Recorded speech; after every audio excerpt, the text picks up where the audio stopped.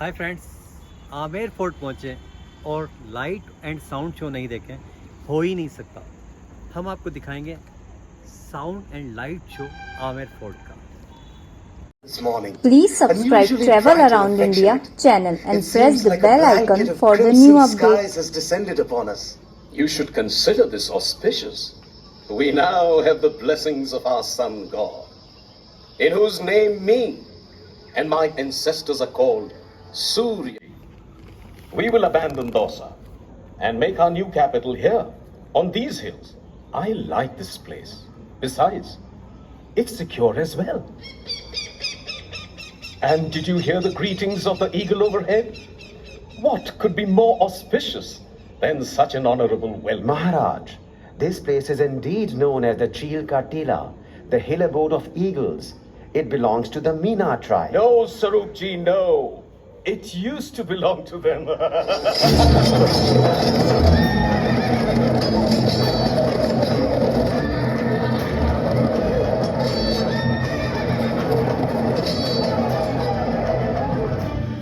Has lost no time in defeating the local Meena tribe and laying the foundations of their new capital in Amer. It is believed that Raja Kankildev constructed a fort atop this hill called Kankilgarh and established the Ambikeshwar temple, from where Amer derives its name. But local folklore suggests that Amer was named after the goddess Amba Mata, who was worshipped by the Meena tribe. Tales and legends are always more intriguing than facts. And so it is also said that Raja Kankildev's father, Dule Rai, is none other than Dhola Rai of the famous love fable Dhola Baru, which still resounds widely in Rajasthan. The foundation of a new fort was also laid. That marked the beginning of a 700-year rule of the Kachwaha dynasty from this very fort of Amer. In the early age of bow and arrow, the fort walls stood low. But the coming of gunpowder and increasing use of guns raised the height of the walls considerably. The walls cast in stone were also cast in poetry. Many poets of the time sang in praise of Amer, describing the beauty, royalty, and valor of the Rajputs. पहुंचत भो आमेर में हुकुम भूप जैसा ही महल चील ठौरा बने बासर उत्तम माही जयगढ़ ताको नाऊं ये भाषिव फेरी नरेश करनी अधिकाई जिते बरनी जाति न शेष. The Rajputs not only wielded the blade in the battlefield, but also walked admirably on the blade of love. Invader followed another, Khilji, Tughlaq, Lodi. They came, they ruled, but were eventually ousted by the native rulers. Meanwhile, India stood unbeatable. Her customs, traditions, culture, digging deeper roots and grounding her even more. With the arrival of the Mughals in the 16th century, history turned a new page. India had never been so vulnerable, timorous, anxious, and yet acquiescent. In 1526, Mughal Emperor Babur met Ibrahim Lodi in the battlefield of Panipat. This fierce war was witness to an innovative facet, the use of cannons and guns by the invaders. The blasts created a complete frenzy amongst the elephants in the Lodi army, and Babur emerged victorious. This indeed was a landmark victory, after which the Mughals seemed unassailable as they advanced. Even today, if you turn and look back over your right shoulder, you will see the terror of the approaching Mughal army. As Babur led his army towards Rajasthan with rising confidence, Rana Sangha of Mewar and Prithviraj of Amer, along with many other Rajput kings, formed a common army. 17th March 1527. The Mughal army confronted this grand multitude of Rajput soldiers in the fields of Khanwa. Babur had heard many tales of the glory of the Rajput men he now faced. In the mortal danger of a defeat, he hesitated at first, but called upon his soldiers to muster courage for one final effort, for that last drop of sweat and blood, the ultimate battle, and was rewarded with the sweet smell of victory, which finally established the Mughal rule in India. King Prithviraj of Amer was married to Balabai, a greatly revered woman in Rajasthan and an ardent devotee of Lord Krishna, who was given the stature of Meera. The royal women of the Kachwaha court were highly influential and have been known to infuse religious and spiritual beliefs in many of their king husbands. During this period, foundations of numerous temples were laid in Amer, each dedicated to a different deity and built by a different ruler. In Rajasthan, Rahim and Raskhan recited couplets in the Braj language, and the land echoed with the music of Ravidas and Meera. Raja Bharmal of Amer approached his loyal friend Majnu Khan, one of the commanders of Emperor Akbar, to arrange a meeting. Jahanpana, I take pleasure in introducing to you Raja Bharmal of Amer, chief ruler of the Kachwaha dynasty of Rajputs, known for his humility, nobility, and valor. It has been his heartfelt desire to walk in your shadow and offer allegiance to the mighty emperor. The great Emperor Babur had mentioned in his memoirs that if the desire to rule over India is to be successfully fulfilled, it stands imperative to respect and regard the traditions, culture, and sentiments of every clan, sect, or tribe of the nation without interference or intrusion. It is our desire to follow the same principles. Very well. Raja Bharmal, I am pleased to see you, and I welcome you to our humble quarters. And what is it that we can do for you? Jahanpana, my only wish is to offer my dear daughter's hand in marriage to you. Bowing my head before my sword, I vow to serve in the defense of you, your family, and your rule. We are convinced of your loyalty, allegiance, and fidelity, Raja Bharmal, and we are delighted to accept the offer for marriage. Your daughter shall now be known as Malika-e-Azam, the Queen of the Empire. 6th February 1562. The city of Sambar. Mughal Emperor Akbar and the daughter of the Rajput king Raja Bharmal, Harkabai, tied the conjugal knot according to Hindu traditions. The city came alive with the vibrant colors of Rajasthan, resounding with myriad folk songs and the Ghumar dance. This was the first pact between the Kachwaha dynasty and the Mughal rule, paving the way for many more. And born from this alliance was the Rajput Mughal prince Jahangir. Jahangir later took to the throne and marked an important place for himself in the history of India. In the true spirit of the Ganga Jamuni Tehzeeb, conceived by Emperor Babur, Akbar's court not only observed the Muslim festival of Eid with great fervor, but also celebrated Hindu festivals like Janmashtami, Deepavali, Dashera, and Holi, all with the same zeal and passion. From Sanganer, the emperor took Raja Bharmal's son Man Singh along with him. Despite being a Rajput, Man Singh soon gained recognition as one of the Navratna, or 9 jewels of the Mughal court, and was also made the commander-in-chief of the army. Man Singh was a learned man, a keen scholar of Sanskrit, Persian, Rajasthani, and Hindi. When this palace of Amer was founded in 1599, Man Singh not only promoted and encouraged the art and craft. Many rulers accepted sovereignty of the Mughal Empire. Rana Pratap of Mewar, however, was too sanctimonious. Emperor Akbar gave Man Singh the responsibility to persuade Rana Pratap to follow suit. Man Singh had invited himself to the Mewar court for a feast. This was unusual, more so an extraordinary circumvention of protocol. But the Rana accepted. It was against Rajput hospitality to not welcome a guest. And although he received Man Singh with great honor and elaborate arrangements, on the pretext of a headache, Rana Pratap refused to dine with him. Insulted, Man Singh rose from his seat and said, I can always recommend a treatment for his headache, but I have no cure for this misdemeanor.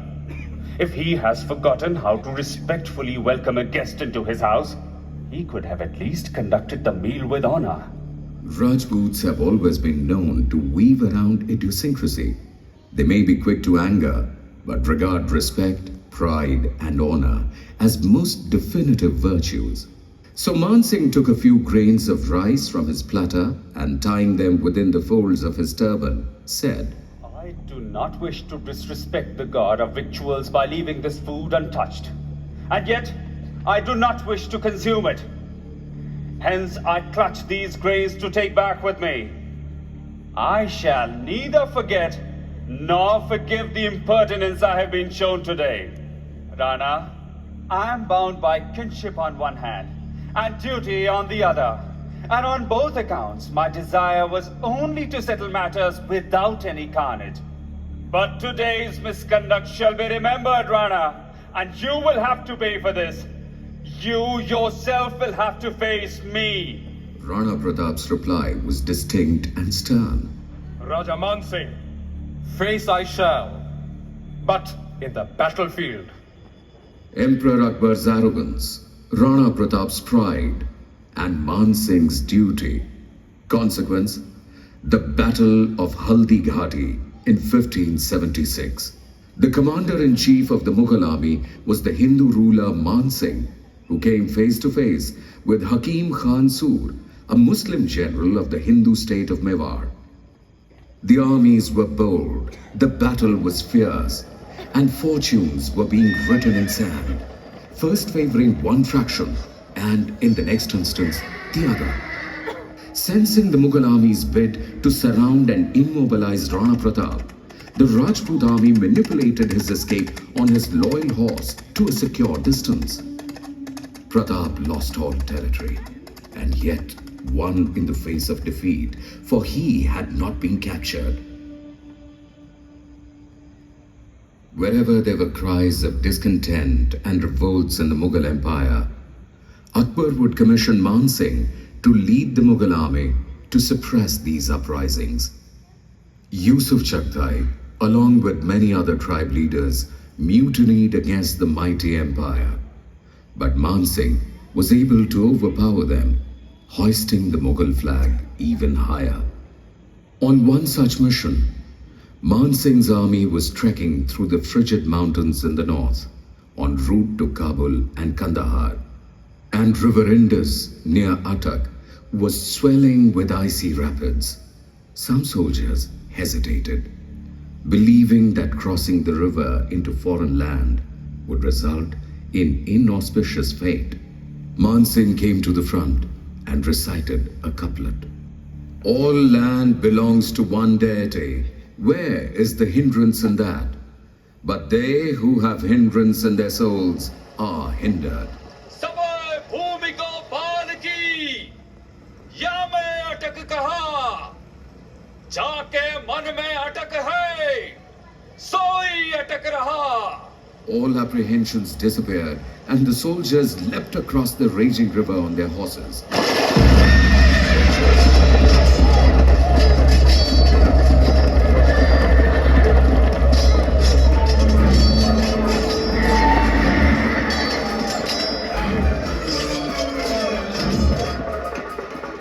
The war was long and tedious, and it took Man Singh 6 years to achieve the pennant of victory.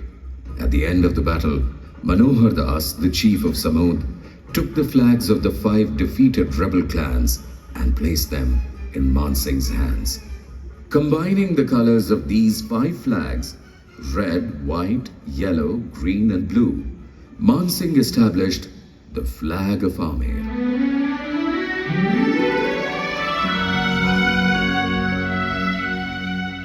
This flag continued to adorn Jaipur till the Indian tricolour was instituted. As the governor of Bengal, Man Singh defeated the Raja of Jashore and returned with the idol of goddess Shila Devi, establishing her in a temple within the fort.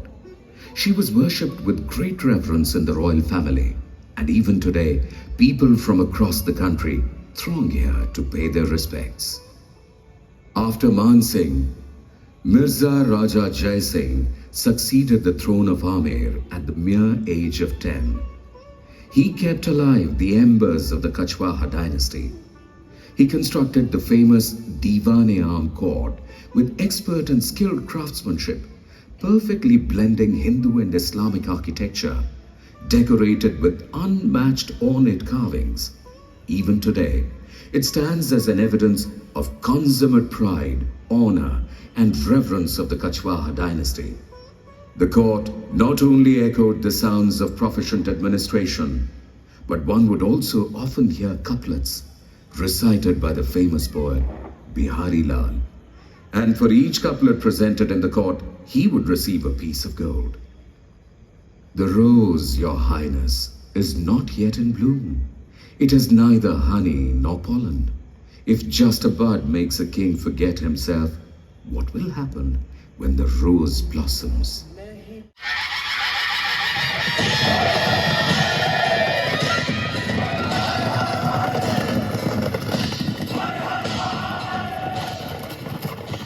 During the reign of Emperor Aurangzeb, the Marathas, a strong Deccan clan known for their tactical warfare, were gradually escalating attacks on Delhi and Rajasthan.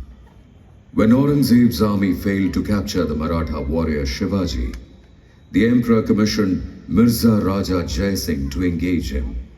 Jai Singh cornered Shivaji in Purandar and persuaded him to negotiate.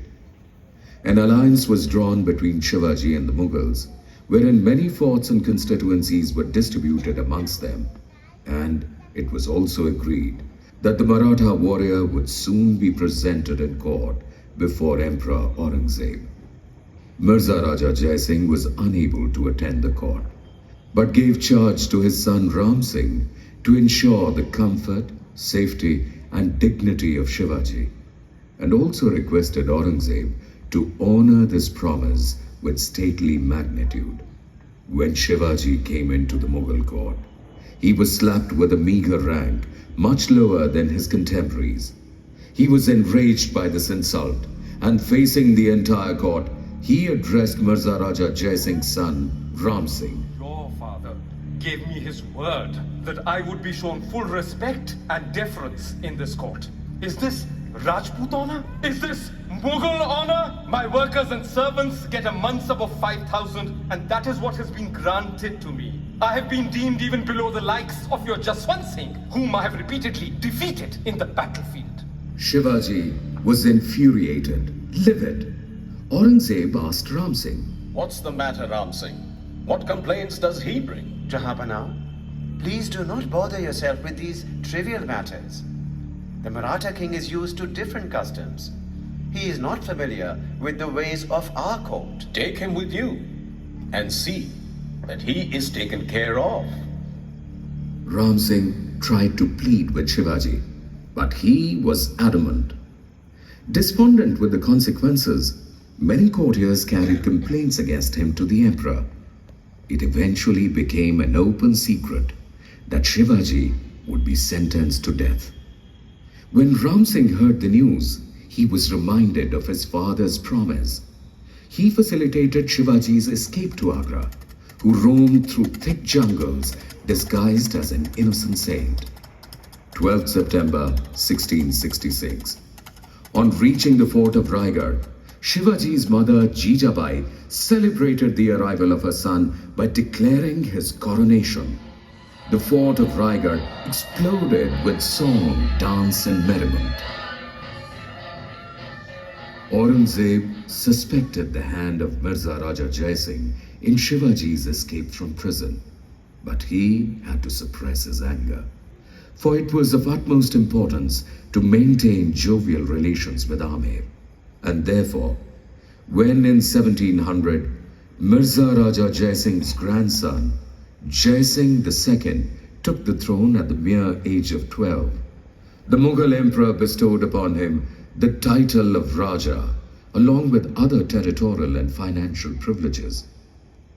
Hearing about Jai Singh's bravery in the battlefield, Aurangzeb dismissed all past acrimony, took the young Jai Singh's hands in his, and said, You're in my grip. Tell me, what can you do now? Jahanpana, I can do everything. At the time of matrimony, the man holds his bride's one hand and promises her the world, to be with her and protect her for life. You have embraced both my hands in yours. What else could I ask for? All my prayers have been answered. Subhanallah. You are witty and clever. You truly are a sawai, more than others. People cross these fleeting dunes, embedding their footprints in the sand, only to find even the slightest breeze sweeps these trails off the surface of this enchanting land. As the desert turns into another unrecognizable phase, what seemed like only a moment turned history to a new page. The death of Aurangzeb in 1707 led to a Mughal war of succession. While the Mughals were slowly losing their stronghold on one hand, the attacks by the Marathas were steadily increasing. Through sheer diplomacy and foresight, supported by a large army, Raja Sawai Jai Singh became the most formidable ruler in northern India. All the other Rajas now turned to him for protection and the promotion of their interests at the imperial court. Raja Sawai Jai Singh was a visionary man, far-sighted and meticulous. With Amer now bursting at its seams with people and the Raja's idea to make his capital a new trade center, Sawai Jai Singh decided to shift the Kachwaha capital out of the historic city of Amer. 18th November 1727. A new city was established, named after the king himself, Jaipur.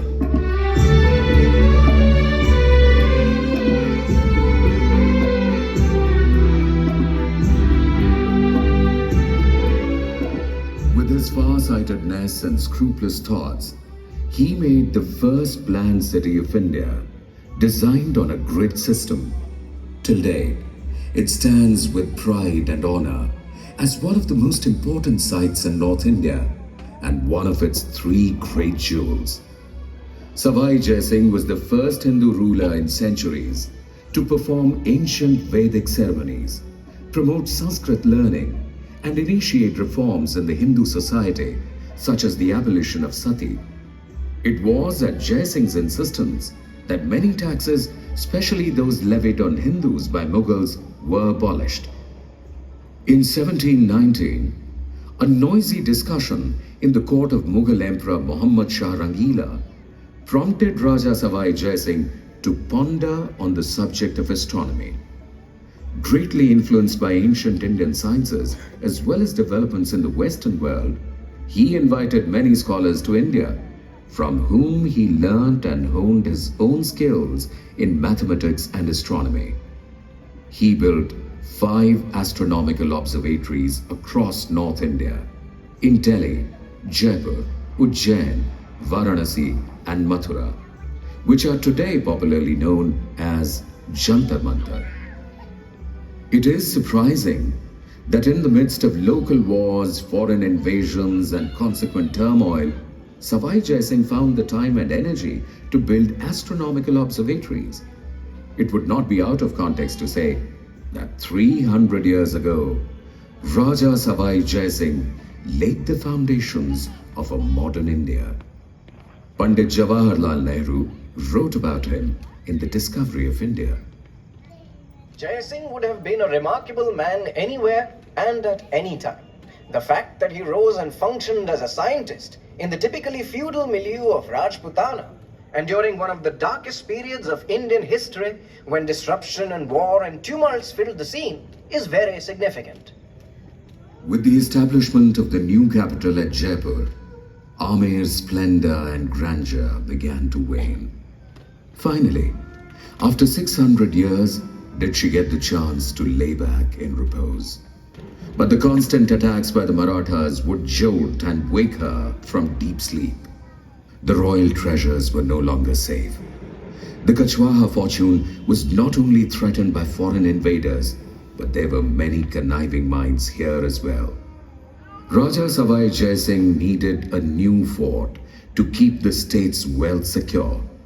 And so, in 1734, the foundations were laid for Nahargarh. Constructed closer to Jaipur, Nahargarh became like a brother, keeping a watch on his sibling, Jaipur. As Jaipur grew out of adolescence, Amer came to play the role of the revered forebear. Lost in the quiet of the surrounding hills, misty clouds, sweeping winds, Amer reminisced her youth, bringing back memories of the forgotten days. Surajpol, facing the sun, inviting its warmth and invoking its blessings. This large entryway kept the land of the Suryavanshis flourishing with happiness and wealth. Chandpur, facing the moon as it climbed through the dark western skies. This gateway overlooked the main city, forming a direct passageway to the old palace. Divan-e-Aam, built as the public hall of audience, was constantly heaving with people and brimming with noblemen, and never failed to welcome its king with extreme stateliness and opulence. Ganeshpur, the provider of prosperity and the destroyer of obstacles, Ganesh kept his doors ajar and blessed all those who sought comfort within the palace walls. Divan-e-Khas, the hall of private audience, plastered in a mosaic of reflective glass, this palace of mirrors would shimmer to life by lighting a single lamp. Baradari, this open court would be teeming with princesses, maids, musicians, dancers, and painters who would often congregate within the central pavilion to celebrate festivals and holidays. And the path on the left leads you to Jaigarh, which stood majestically over the palace of Amer. Lamps were lit within the Diva Burj, the cylindrical watchtower, and could be seen from miles away, navigating men back home in the dark of the desert night. And for Amer's security, the world's largest movable cannon, Jaivan, was commissioned to be built there. So long was its barrel, and so powerful was its range, that once fired, it would be heard miles away.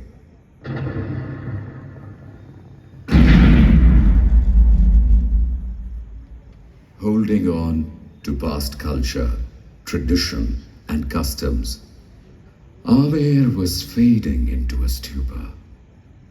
Cracking plaster on the fort walls could be repaired.